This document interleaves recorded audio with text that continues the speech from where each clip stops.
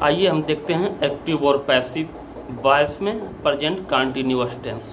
Present continuous tense की क्या पहचान होती है? रहा है, रही हैं, रहे हैं, ये होती है प्रेजेंट कंटीन्यूअस। इसमें जो क्रिया होती है वो चल रही है। इसको हम कैसे बनाएंगे? इसको देखते हैं अफर्मेटिव जो साधारण वाक्य होते हैं। तो उसमें होगा सबसे पहले एक्टिव वॉइस में क्या सूत्र होगा? सब्जेक्ट आएगा, उसके बाद इज एम आर का प्रयोग होगा। उसके बाद इसमें जो है मेन वर्ब की first form plus ING plus object.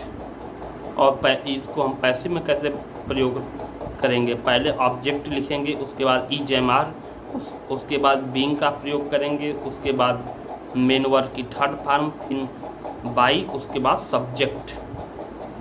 और नेगेटिव में क्या होता है? जिसमें नॉट का प्रयोग होता है, जिसमें क्रिया में नहीं का प्रयोग होता है।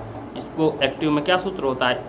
सब्जेक्ट होता है इज एम आर, उसके बाद नॉट आता है, उसके बाद मेन वर्ब की फर्स्ट फॉर्म, उसके बाद आईएनजी, उसके बाद ऑब्जेक्ट। पैसिव में ऑब्जेक्ट, फिर इज एम आर, उसके बाद नॉट, उसके बाद बीइंग, उसके बाद मेन वर्ब की थर्ड फॉर्म, फिर आता है बाई, उसके बाद सब्जेक्ट। और इंट्रोगेटिव में क्या होता है? एक्टिव वॉइस में इज एम आर का प्रयोग पहले होगा, उसके बाद सब्जेक्ट होगा, उसके बाद मेन वर्ब की फर्स्ट फॉर्म होगी, उसके बाद आईएनजी होगा, उसके बाद ऑब्जेक्ट होगा। इंट्रोगेटिव का जो एक्टिव को हम पैसिव कैसे परिवर्तित करेंगे? इज एम आर का प्रयोग करेंगे, उसके बाद ऑब्जेक्ट लिखेंगे, उसके बाद बीइंग का प्रयोग करेंगे, मेन वर्ब की थर्ड फॉर्म का प्रयोग करेंगे, उसके बाद बाई का प्रयोग करेंगे, उसके बाद सब्जेक्ट और इंट्रोगेटिव का जो चिन्ह लगा देंगे। एक उदाहरण देखते हैं अफर्मेटिव का। Ravi is playing cricket. Ravi cricket खेल रहा है। यह है प्रेजेंट कंटीन्यूअस टेंस। अब हम इसको पैसिव वॉइस में कैसे परिवर्तित करेंगे? क्रिकेट ऑब्जेक्ट है, उसको सबसे पहले लाएंगे, उसके बाद क्रिकेट के अनुसार इज एम आर का प्रयोग करेंगे, तो क्रिकेट के साथ इज का प्रयोग होगा। उसके बाद बीइंग और जो मेन वर्ब है उसकी थर्ड फॉर्म प्लेइंग, जो प्लेइंग है उसकी जो है मेन वर्ब प्ले है, प्ले का थर्ड फॉर्म प्लेड, फिर बाई रवि। अब इसका इंट्रोगेटिव देखते हैं, डबल इंट्रोगेटिव जो होता है। Why are you not celebrating your birthday? तो वो WH फैमिली में जो है एक्टिव वॉइस जो रहेगी, जो शुरुआत रहता है डबल इंट्रोगेटिव में WH से, तो WH का प्रयोग हम पैसिव वॉइस में जो का त्यों रहेंगे। जो सब WH का रहेगा ना एक्टिव में, वही हम पैसिव में भी लिख देते हैं। तो WH हो गया। उसके बाद आर का हम प्रयोग बर्थडे के अनुसार, जो एक्टिव में आर का प्रयोग है, तो हम ऑब्जेक्ट को जो सब्जेक्ट बनाएंगे उसी के अनुसार इज एम आर का प्रयोग करेंगे। तो बर्थडे है तो इसके साथ इज लगेगा, वाई इज, नहीं योर बर्थडे है, ये ऑब्जेक्ट है, तो हम लिखेंगे why are your birthday not being, is your birthday not being celebrate by you. अब देखते हैं are you teaching the student? तो द स्टूडेंट ऑब्जेक्ट है, इसके साथ हम देखेंगे इज एम आर का किसका प्रयोग करेंगे? द स्टूडेंट, यानी स्टूडेंट विद्यार्थियों की बात कर रही, तो प्लूरल है तो इसके साथ आर, तो आर द स्टूडेंट। उसके बाद बीइंग का प्रयोग होगा, उसके बाद टीच का touch by you, are the student being touch by you. एक और देखते हैं उदाहरण, she is not beating Kunal. इसको हम पैसिव बनाएंगे, Kunal is not being beaten by him. एक और उदाहरण देखते हैं, she is calling by you.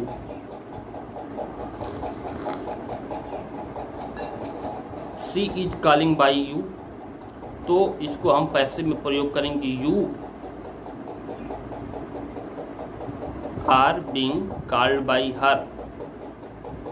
अब हम बात करेंगे प्रेजेंट परफेक्ट की। इसमें क्या होता है? चुका है, चुकी है, चुके हैं, जो शब्द के अंत में आता है प्रेजेंट परफेक्ट टेंस कहा जाता है। इसकी एक्टिव देखते हैं क्या होता है। सब्जेक्ट आएगा, उसके बाद हैज और हैव का प्रयोग होगा, वर्ब की थर्ड फॉर्म का प्रयोग होगा, उसके बाद ऑब्जेक्ट। प्रेजेंट परफेक्ट में हैज और हैव का प्रयोग शब्द में होता है, इसीलिए हम उसको समझ जाते हैं ये प्रेजेंट परफेक्ट टेंस है। और इसमें जो है मेन वर्ब की थर्ड फॉर्म का प्रयोग होता है। पैसिव में इसका प्रयोग हम कैसे करेंगे, ऑब्जेक्ट को रखेंगे, उसके बाद हैज हैव को रखेंगे, उसके बाद बीन का प्रयोग करेंगे, उसके बाद मेन वर्ब की थर्ड फॉर्म का प्रयोग करेंगे, उसके बाद बाई लिखेंगे, उसके बाद सब्जेक्ट लिख देंगे।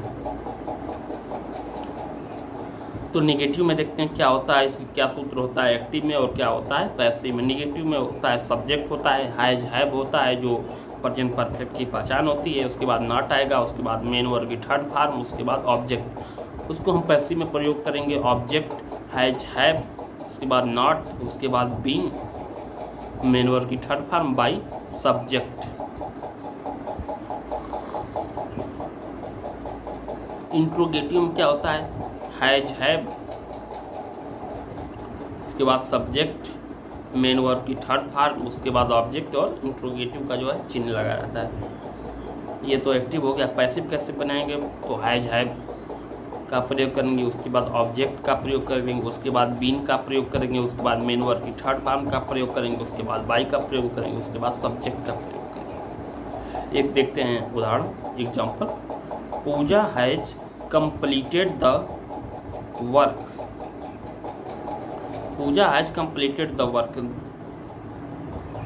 तो इसको हम पैसिव बनाएंगे। जो ऑब्जेक्ट है द वर्क, इसको हम सब्जेक्ट के रूप में पहले प्रयोग करेंगे, उसके बाद हैज हैव वर्क के अनुसार लगाएंगे, तो हैज होगा द वर्क हैज, उसके बाद बीन का प्रयोग करेंगे, उसके बाद कंप्लीटेड का थर्ड फॉर्म जो कंप्लीटेड है उसमें, तो इसमें भी कंप्लीटेड ही रहेगा, उसके बाद बाई पूजा। एक और उदाहरण देखते हैं, example.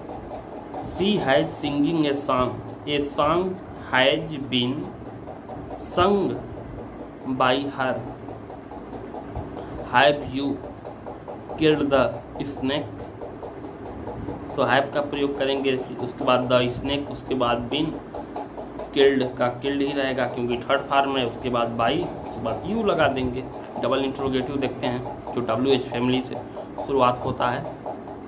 Why have they not completed the project in time, तो वाई, उसके बाद हैव और हैज का प्रयोग हम ऑब्जेक्ट के अनुसार करेंगे, द प्रोजेक्ट, तो why have the project not been completed by them in time. Present, अब आइए देखते हैं प्रेजेंट परफेक्ट कंटिन्यूअस टेंस की पैसिव नहीं होती है। जो प्रेजेंट परफेक्ट कंटिन्यूअस टेंस होता है उसकी पैसिव नहीं बनती।